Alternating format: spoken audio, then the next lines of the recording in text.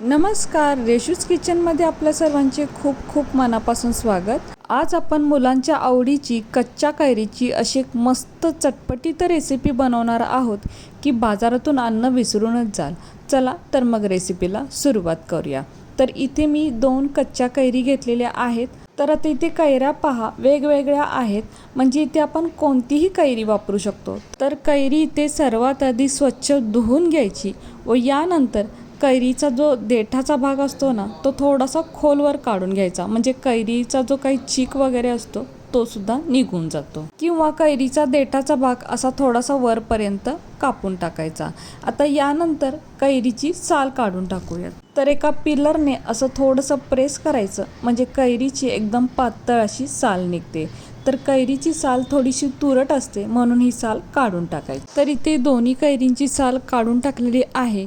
जर पिलरने जमत नसेल तर सुरीने अगदी हळूवारपणे हे काम करायचं आहे। आता यानंतर ही कैरी आपण कापून घेऊयात। तर आता इथे एक कैरी कापून घेतलेली आहे।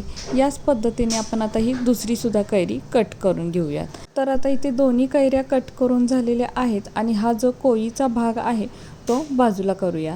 तर आता इथे पहा, कैरी आपण कापून घेतलेली आहेत, पण या खूप मोठ्या मोठ्या फोडी आहेत। तर काय करायचं, पुन्हा सुरीने याचे तुकडे करून घ्यायचे। तर खूप बारीक तुकडे करण्याची ते गरज नाहीये, थोडेसे मोठे मोठेच तुकडे ठेवले तरीही चालतील। आता अशाच पद्धतीने या सर्व मोठ्या फोडींचे आपण तुकडे करून घेऊयात। तर आता इथे बघू शकताय, आपण आता कैरीचे मोठे मोठेच तुकडे ठेवलेले आहेत। आता यानंतर इथे एक मिक्सरचं भांडं घ्यायचं व या मिक्सरच्या भांड्यामध्ये हे कैरीचे तुकडे टाकायचे। तर कैरी आपल्याला मिक्सरलाच फिरवून घ्यायची होती, म्हणूनच कैरीचे तुकडे मोठे मोठे ठेवले तरीही चालतील। आता यानंतर यामध्येच आपल्याला 3 चमचे कॉर्नफ्लॉवर घालायचं आहे। आता यावरती झाकण ठेवून हे मिक्सरला बारीक फिरवून घ्यायचं। तर आता हे मी मिक्सरला फिरवून घेतलेलं आहे आणि बघू शकताय एकदम बारीक पेस्ट बनवून घेतलेली आहे व यामध्ये अजिबात गुठळ्या सुद्धा झालेल्या नाहीयेत, म्हणून कॉर्नफ्लॉवर कैरी मिक्सरला बारीक करतानाच टाकायची। यानंतर गॅसवर एक कढई ठेवायची। कढई थोडी गरम झाली की 1 चमचा तूप घालायचं। तर तूप घालणं अगदी ऑप्शनल आहे, नाही घातलं तरीही चालेल, पण तुपाने छान टेस्ट येते आणि छान चकाकी सुद्धा येते। आता तूप थोडं गरम झाले की मिक्सरला बारीक करून घेतलेली ही कैरीची पेस्ट यामध्ये घालायची। आता यानंतर गॅसची फ्लेम इथे बारीकच ठेवायची आणि एका चमच्याने हे मिश्रण या तुपामध्ये चांगलं परतून घ्यायचं। तर कैरी आपण इथे शिजवून घेतली नव्हती, त्यामुळे तुपामध्ये चांगली परतून घ्यायची। तुपामध्ये चांगली परतून घेतल्यामुळे हा जो पल्प आहे, म्हणजे कैरीचा जो गर आहे तो अगदी टेस्टी बनतो। तर साधारण 2 मिनटं मी हा कैरीचा गर या तुपामध्ये चांगला परतून घेतलेला आहे। आता यानंतर यामध्ये गूळ घालायचा। तर 2 वाटी इतका हा कैरीचा गर आहे, त्यासाठी 1.5 वाटी गूळ घालायचा। तर मी इथे काळा गूळ वापरलेला आहे आणि गुळाचं प्रमाण हे कैरीच्या आंबटपणावर ठरतं।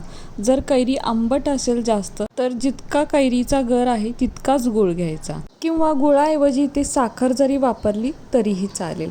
तसेच इथं आपण कॉर्नफ्लॉवर वापरलेला आहे, त्याऐवजी मैदा जरी वापरला तरीही चालेल। आता गूळ यामध्ये चांगला मिक्स करून घ्यायचा आणि हे मिश्रण सतत परतत राहायचं, नाहीतर कॉर्नफ्लॉवर तळाला लागू शकतो आणि त्याचा वास या रेसिपीमध्ये येतो। म्हणून हे मिश्रण जे आहे ते सतत परतवत राहायचं व तसेच गूळ पावडरमध्ये जर काही गुळाचे खडे असतील तर ते सुद्धा विरघळले जातात।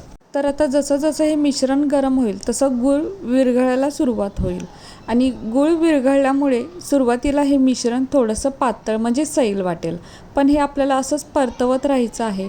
जसं हे मिश्रण गरम होत जाईल तसं पुन्हा हे घट्ट व्हायला चालू होतं। तर आता इथे बघू शकताय, सुरुवातीला हे मिश्रण खूपच पातळ होतं, आता हे थोडंसं घट्ट व्हायला म्हणजे थोडंसं दाटसर व्हायला चालू झालेलं आहे। तर आता या वेळेला गॅसची फ्लेम लो टू मीडियममध्ये ठेवली तरीही चालेल व तूप वापरल्यामुळे पहा यावरती छान अशी चकाकी सुद्धा दिसते। तर आता हे मिश्रण पहा थोडंसं अजून घट्ट झालेलं आहे।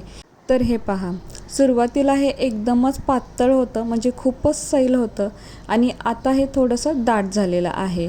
तर या वेळेला काय करायचं, यामध्ये 1 चमचा वेलची पावडर घालायची, त्याचसोबत चवीपुरते म्हणजे अगदी छोटा पाव चमचा मीठसुद्धा घालायचं. तर मी इथे काळ्या मिठाचा वापर केलेला आहे आणि वेलची पावडर घालणं अगदी ऑप्शनल आहे, पण वेलची पावडर घातल्यामुळे याचा स्वाद अजून वाढतो, म्हणून वेलची पावडर आवर्जून वापरायची. आवडत नसेल तर स्किप केली तरीही चालेल. आता वेलची पावडर आणि मीठ यामध्ये चांगलं मिक्स करून घ्यायचं. आता काळा गूळ वापरल्यामुळे याला असाही कलर खूप छान आलेला आहे व काळा गूळ केमिकल विरहित असतो, म्हणून शक्यतो या गुळाचा वापर करावा. आता हे मिश्रण पहा अजूनच घट्ट झालेलं आहे. आता गॅस बंद करायचा आणि मिश्रण थंड होईपर्यंत असंच बाजूला ठेवून द्यायचं. तर आता बघू शकता मिश्रण पूर्णपणे थंड झालेलं आहे आणि पहा अगदी छान असं घट्ट झालेलं आहे. असंच मिश्रण आपल्याला हवं आहे. तर मिश्रण हे चांगलं जितकं आपण परतून घेऊ तितकं हे मिश्रण छान बनतं. म्हणजे जोपर्यंत हे कढईला सोडत नाही तितकं आपल्याला हे मिश्रण परतत राहायचं आहे. आता गॅसवरून कढई खाली उतरून घेतलेली आहे. आता यानंतर काय करायचं, हाताला अगदी थोडंसं तेल लावून घ्यायचं. 1 ते 2 थेंबच लावून घ्यायचे, जास्त पण तेल नाही लावायचं, कारण हे मिश्रण थोडंसं चिकट असतं. हाताला तेल लावल्यामुळे याचे गोळे बनवायला अगदी सोपे जातात. आता यातलं थोडंसं मिश्रण घ्यायचं आणि याचा असा छान गोळा बनवायचा. तर आपल्या आवडीप्रमाणे छोटा मोठा गोळा आपण बनवू शकतो. आता सर्व मिश्रणाचे आपण असेच गोळे बनवून घेऊयात. तर गोळे बनवायला अजिबात वेळ लागत नाही. आता सगळ्यात शेवटी राहिलेलं हे मिश्रण आहे, याचा सुद्धा गोळा बनवूया. आणि ते बघू शकताय आपल्या इथे सर्व मँगो कँडीज बनवून तयार आहेत. आता यानंतर एखादं ताट किंवा मोठी प्लेट घ्यायची व यामध्ये मी मिक्सरला साखर बारीक करून घेतलेली आहे ती घ्यायची आणि थोडीशी अशी पसरवायची व यामध्ये आपण तयार केलेल्या कँडीज टाकायच्या. तर ही प्रोसेस नाही केली तरीही चालेल. नुसता अशा कँडीज जरी खाल्ल्या तरीसुद्धा खूप छान लागतात, पण असं थोडंसं साखरेमध्ये घोळवून घेतलं तर ते अजूनच छान दिसतं. मुलांना तसं खूप आवडतं. तर या साखर पावडरीमध्ये हे चांगलं मिक्स करून घ्यायचं, म्हणजे असं थोडंसं घोळवून घ्यायचं. आणि यानंतर काय करायचं, एक कँडी उचलून हातामध्ये थोडीशी असं घोळवून घ्यायची, म्हणजे एक्स्ट्राची जी साखर पावडर असते ती या ताटामध्येच राहते. तर हे पहा सर्व कँडी आपण अशा पद्धतीने थोडीशी घोळवून घेऊयात. आणि ते बघू शकताय आपल्या या मस्त मँगो कँडीज तयार आहेत. कच्च्या आम कँडी किंवा कच्च्या कैरीचे गोळेसुद्धा म्हणतात. तर खूप छान तयार होतात, मुलांना खूप आवडतात व हे आपण कॉर्नफ्लॉवर आणि गूळ वापरून बनवलेलं आहे. मुलांसाठी ते खूप चांगलं आहे.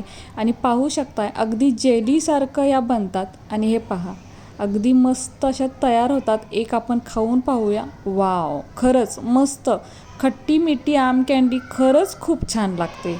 म्हणजे आंबट गोड अशी मस्तच लागते. तर तुम्ही एकदा नक्की करून पहा. कमी साहित्यात बनतात, घरातील साहित्यात बनतात आणि मुलांना तर खूप आवडतात. आणि बरेच दिवस म्हणजे 15 ते 20 दिवस आरामात टिकतात, कारण यामध्ये आपण अजिबात पाण्याचा वापर केलेला नाही. अगदी कैरी आपण इथे उकडून सुद्धा घेतलेली नाही आहेत, त्यामुळे हे खूप दिवस टिकतं. काचेच्या बरणीमध्ये भरून ठेवायचं, अगदी छान राहतं. तर कशी वाटली तुम्हाला ही आजची रेसिपी जर तुम्हाला आवडली असेल तर आपल्या माणसांसोबत नक्कीच शेअर करा. आणि हो, व्हिडिओ जर तुम्हाला आवडला असेल तर प्लीज आपल्या या व्हिडिओला एक लाईक नक्कीच करा. नवीन असाल तर चॅनलला सबस्क्राईब करा, सोबत बेल आयकॉन प्रेस करा, म्हणजेच मी बनवलेले असेच नवनवीन रेसिपी सर्वात आधी तुम्हाला मिळतील. आता पुन्हा भेटू अशाच एका नवीन रेसिपीसोबत.